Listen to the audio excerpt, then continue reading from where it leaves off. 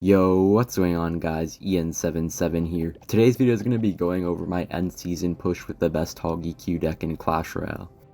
Alright, hopping in the first match here, we're going to be facing this guy, and we are pretty high up right now. We are like well over 8,500 trophies. I think we're about to hit 8,600, so doing really well with this Hog EQ deck. I was trying a few games with the Firecracker version, but I feel like it's just not as good in this meta right now. Just a little bit harder to use it after all the decks kind of shifted a little bit, but definitely could see it coming back soon after Queen gets another nerf. And yeah, I said it in the last video, but even after the Queen nerf, it still feels like a really OP card, because it doesn't really... I mean, like, the speed doesn't really affect the Queen. That's not, like, the reason it's good, because the Queen's speed during the ability doesn't really matter anyway, so didn't really do too much with her, but yeah. Alright, so we're going to be up against the Sparky deck here. Was a little bit close there with the minion horde, but really good defense here. Fire Spirit kind of carrying, and yeah, just going to hog right here. He's going to have to mini Pekka, but almost got a hit, but he did zap, so I'm fine with that. It is kind of nice to have the Archer Queen, though, against Sparky. Just, like, really good DPS on the board once you activate that ability, so really good to have it here. The main concern here is just his minion horde, but if you can survive, like, the start of the match, it shouldn't be, like, too hard when you get later into the match, because eventually you can kind of just, like have 2 Fire Spirits for their minion hordes if you cycle really fast, or you can just like utilize the Bomb Tower Death Bomb to finish off a minion horde. It does cost a lot of elixir, and you do need the Bomb Tower for the giant, but like when it's a lot later in the game, you can usually afford it. So yeah, and we're always going to be making sure to block the Sparky shot with like another thing, so it doesn't kill the Fire Spirit. And we do also have to watch out if he tries to like go with like a prediction arrows on our Fire Spirit, because that could cost us. And I'm just gonna go with the Night Hog here. Unfortunately, he does go with the Sparky at the same time. I was hoping he'd be a bit slower, but we're still gonna score 1 hog hit, so pretty okay for us here. I was kind of hoping he would go with the mini Pekka and we'd get a ton of damage, but should work out pretty fine here. We are just gonna use the Fire Spirit here. He does go with the minion horde at the same time, but the giant's already almost dead, and I'm actually going to try to use the Bomb Tower Death Bomb here to hopefully, like, finish off anything, but looks like the Queen is just going to kill it anyway, so it shouldn't really matter too much. He might be up, like, a good amount of elixir here, but we do have another Queen ability. He does go in with the arrows, but that did cost him quite a bit, so I'm just going to go with the EQ here. We are in a bit of an awkward spot, but pretty okay overall. And yeah, like, the problem is we don't have, like, an Ice Golem or something to, like, finish off the 1 HP of the minion horde, but, maybe we can, like, lure the... We're kind of doing a good job of luring the minion horde into the giant skeleton death bomb, so we're just gonna finish it off, pretty well anyways. We did take a bit of damage from the bats, but pretty successful for what we had happen right there. And Hog is gonna score 1 hit. Even if the Sparky does get a shot on the Hog, it always is gonna get 1 hit unless they... like zap it or use some other card, and he's just gonna go with like a giant farther back, so I'm just gonna cycle like 1 more EQ and that should be GG. Log won't quite finish it, but I'm pretty sure we can get it in time. And yeah, that's gonna be GG. Just gonna BM him a bit. Alright, hopping in the next match here, we're gonna be up against this guy, and we do have Hog in our starting hand, so you know what that means. Hog Rider. Alright. Sorry if my voice isn't the best, guys. I am doing this pretty last minute, so don't really have time to make sure if the voice recording sounds perfect and all that stuff. Alright, we did actually somehow defend that pretty well. I was kind of expecting us to lose like half of our tower, but we had like a really good knight in the middle distracting both sides, so gonna work out pretty well here. Alright, so this is probably gonna be some EBarbs bridge spam deck. Honestly not too hard, but the main problem is that you always have to watch out for their heal spirits, because sometimes they have like a 1 HP queen and then they just heal spirit and it just like heals it back to full HP, and then you just like lose your entire tower. So that is the one thing we have to be careful of. He does have battle ram as well, and we're just gonna go with the high bomb tower here to pull the ghost to allow the archer queen to kill it a little bit easier here. And yeah, he's probably gonna have he's gonna have magic archer as well, so that's gonna be like the main thing we have to look out for. Not really too scared of anything, maybe just like his queen and his magic archer, but besides that we're looking pretty good here. As long as we don't make any mistakes or give him like a ton of heal spirit value, that is. We don't really want to cycle our hogs here. We don't have like a cheap way to like counter his EBarbs, because we don't have like a firecracker in this deck, so we can't just like firecracker skeletons to finish off his EBarbs. So we do have to be a bit more passive here, and gonna kind of just try to play it a bit slow until he gives us a bit of an opening or something to go in with a hog. I think I'll go for it right here, because he's gonna have to spend something on the queen. Looks like he does get the EBarbs down in time to deny all hog hits, but should be okay for us here. Bandit is gonna dash on the bomb tower though, but pretty solid defense. We're gonna bomb tower high here. We could have bomb towered lower, but I was kind of hoping it could target the magic archer. Doesn't quite end up targeting it, but we should be okay here. And I'm probably gonna activate the queen ability.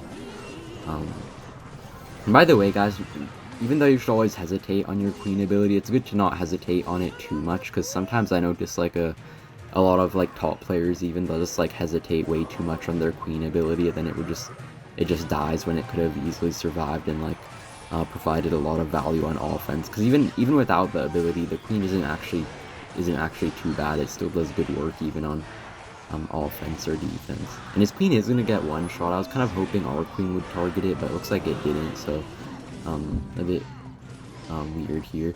But we did get a perfect log on the EBarbs, so we kind of like messed up their targeting and forced them to take a bit of a walk backwards, and our Hog Rider did get a hit because of that.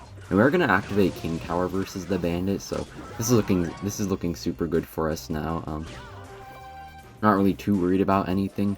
Just gonna always be making sure to use our knights at the perfect time, because if we go with like a knight early when he ghosts in the back, we're just gonna give him like a free half of our tower if he goes with the magic archer. So gonna be a little bit careful of that. And I'm honestly just gonna EQ plus log his magic archer away, because that's like the only thing that's giving him a ton of value here. So if I get rid of it, it should be fine. And I'm gonna go with the hog here for no reason, or like what looks like for no reason, but actually the bomb tower will finish off the EBarbs, so that's why I was pretty fine going in with the hog there. And bomb tower does actually target the magic archer really nicely for us, and the double bomb tower death bomb kind of just wrecking everything. So really good spot here for us. And yeah, I already mentioned it in previous videos, but if you log like a mini Pekka or like EBarbs at the perfect time, your hog will usually almost always get one shot on their tower. So always a good idea to do that, because in this version of the deck you don't have like an ice spirit or something to freeze the mini Pekka or whatever else. So that's kind of your main way to get those incidental hog hits. And that looks like it's gonna be GG here. Pretty flawless victory.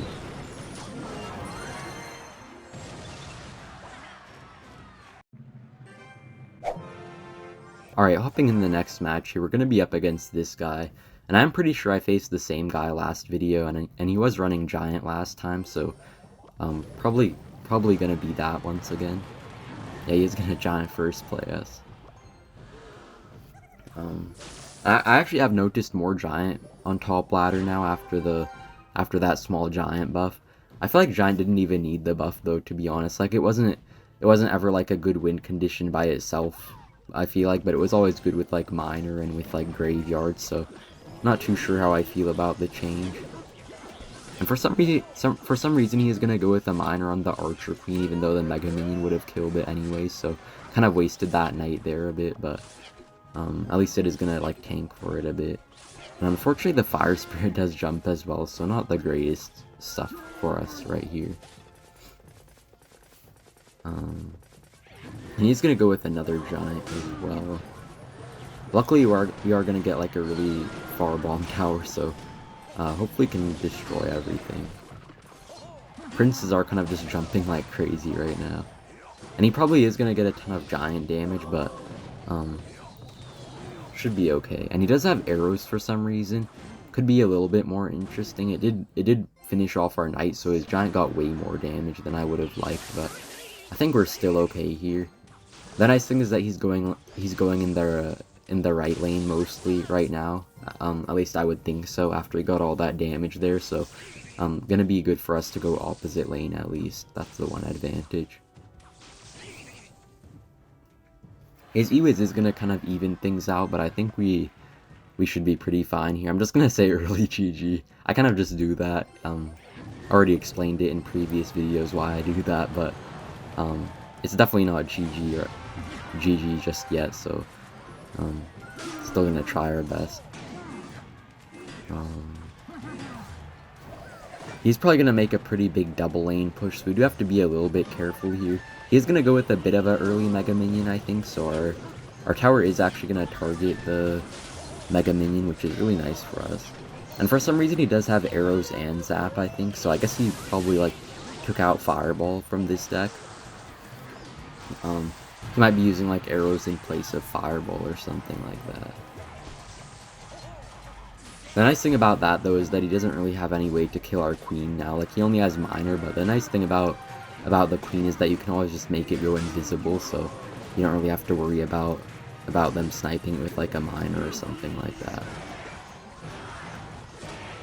And our Hog might actually get like a hit, it looks like, even with the E-Wiz there, so really good for us here.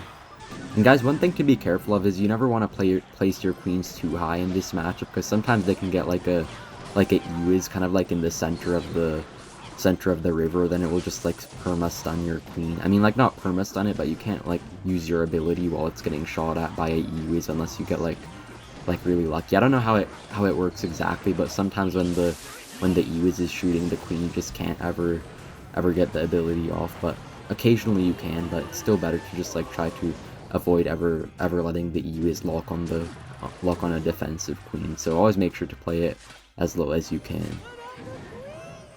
We're just gonna Hog here again. He is gonna go with the giant, but Hog should get 2 hits unless he spends something else on it. So probably just need like another Hog hit and then like a couple EQs, and it should be pretty much GG if we can defend this final push here. We don't have like Ice Spirit or anything though, so we do have to be a little bit more careful of the princes. It looks like he is gonna go with like the high E-Wiz that I was talking about there, but since we have such a low queen, it's not really gonna like do anything. I'm just gonna bomb tower on top of everything, because even though the death bomb is a lot weaker than it used to be, it still does add up with the damage. It's always good to get like any last value that you can get, so that's why I did it right there. And Hog might actually get a hit if the log pushes back the prince, and looks like it will, so we just need one more EQ here and it's gonna be GG. Alright, that's gonna be game. Pretty good matchup, but always feels fun to beat this deck. Alright, so we are gonna be up against Sandbox here. Normally I refer to people as this guy, but I do know Sandbox pretty well, so I'm just gonna call him by his normal name. Alright, so he's gonna go with the bandit in the back here. We don't have Fire Spirit and Cycle to activate King Tower, but we might be able to... Okay, I think we can actually activate here because we did cycle back to it, so... yeah, that's gonna help us out a lot. He's probably gonna be playing Mega Knight Bridge Spam, which is a bit of a tricky matchup, but once you get the King activated, it becomes a lot better, so... definitely really gonna help us here. I'm just gonna go with a Hog here in a second, because I think he is gonna lightning. Okay, we didn't actually go with the Hog at the right time. I didn't want to like go with it after he already lightning, because I had to like predict it, but I kind of was a bit late, so I just didn't go with it. But I will go with it here in a second maybe, but kind of just want to like make sure we don't give him any Ram Rider value, and it looks like he does already have enough elixir for everything, so probably just gonna save our Hog for a bit here now. And he is gonna go with the Ghost here, so I'm gonna have to go with the Archer Queen. Don't really want to spend our Knight because we need to save it for his other stuff. And I don't think he has enough elixir for a Ram Rider. He was like spending so much, so He's gonna go with the Ram Rider, but honestly a pretty bad Ram Rider. I feel like it's already way too late to have used it, and we already got like a ton of damage now just because of that. I was thinking he was up a lot of elixir, but I guess he was just like bluffing his elixir. Like, you know, you guys know how like those Sparky players always go with like Sparky at 6 elixir in the back sometimes. Like that's kind of what he was doing, except with his spam cards. Alright, so he's gonna fully defend that hog, but he's gonna have to spend quite a lot on it, so just gonna get an EQ off here and gonna Archer Queen in this right lane. We don't really need it for defense, because whenever we use it on defense in the left lane, he's just gonna lightning it, so no reason to really save it too much. And our Queen is gonna survive with 1 HP actually, so really good for us here. We can't really be spending our Knight on the Ghost too much, especially later in the game, so I'm just gonna always make sure to surround it with skeletons. I mean, we have to go with like a weird Hog Rider here. Yeah. But luckily the bomb tower just has so much HP, so it should defend all this stuff pretty nicely, and the king tower also always coming in clutch here. And yeah, he doesn't have enough for an MK. He is gonna go with the snowball and the bandit, but we are still gonna get 1 hog hit because he snowballed like right at the wrong time as the bandit was dashing, so it didn't actually end up dashing into the hog, and it just completely missed. So really good for us. And by the way, guys, it's always good to like when you have like a queen coming down and there's an opponent with a queen coming down, it's always good to delay the ability as much as possible, because the person who uses the queen ability later will always like win the queen 1v1 battle, because like what that does is that like there's like a like I don't know how you say it, but like there's whoever uses the queen ability first will have like a half second less of their invisible queen attacking the other person's queen, so always good to like use it at the last possible second, and that's gonna be GG here.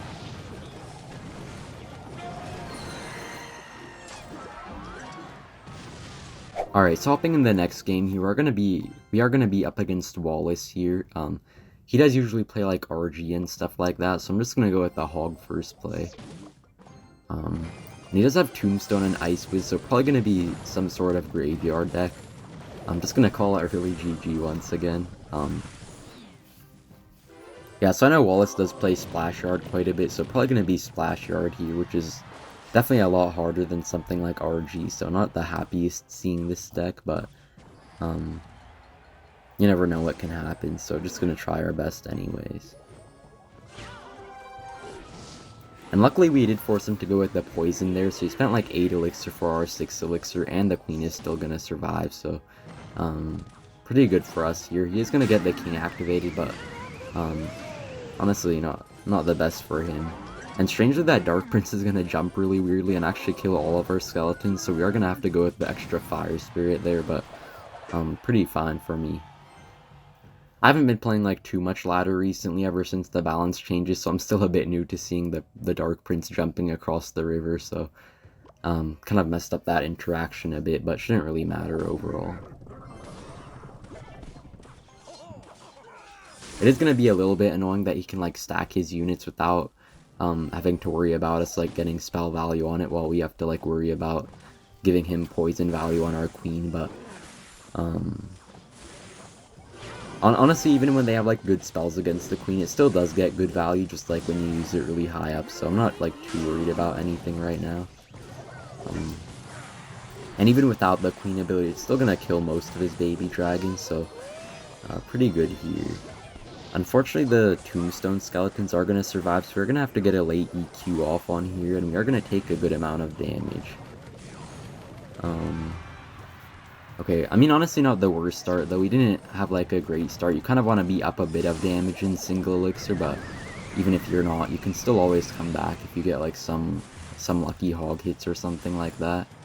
And I am gonna go with a queen here, just like expecting that I don't know, that he was gonna go in, and looks like he will go in, but he's actually gonna not make our queen retarget off of his tower, so we're actually right back into this now. He kind of messed up the Tombstone placement when he tried to push back our queen, so our queen just gonna get a ton of damage on top of his tower here. It's not over yet though, because we still do need like a few EQs to win this game, and we do kind of have to EQ on defense most of the time, so it is going to be a little bit annoying still. And I'm just going to queen ability early here, because I know by the time it crosses the bridge it's already gonna have another ability, so no reason not to. He is going to get a few graveyard skeletons to chip our tower, but we're just going to go with the EQ here, and we do actually hit his tombstone. Not really afraid to go with the EQ, because I know that we can cycle back to another one really quickly, especially with the queen on the board giving us the 3-card cycle, so yeah.